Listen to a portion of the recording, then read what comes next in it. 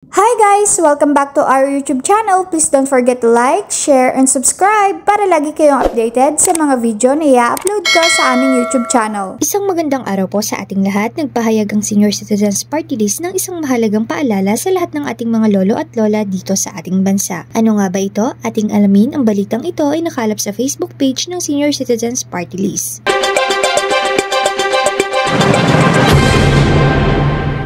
Kumusta mga minamahal naming ka-senior citizens? Nais naming ipaalam sa inyo ang mahalagang balita hinggil sa pagrehistro para sa 2025 national at local election. Simula ngayong February 12 hanggang September 30, 2024, maaari na kayong magparehistro. Lunes hanggang Sabado, 8 AM hanggang 5 PM sa opisina ng election officer o sa satellite at mall registration sites. Huwag nyo lamang pong kalimutang dalhin ang inyong valid government-issued ID para sa inyong pagkakakilanlan.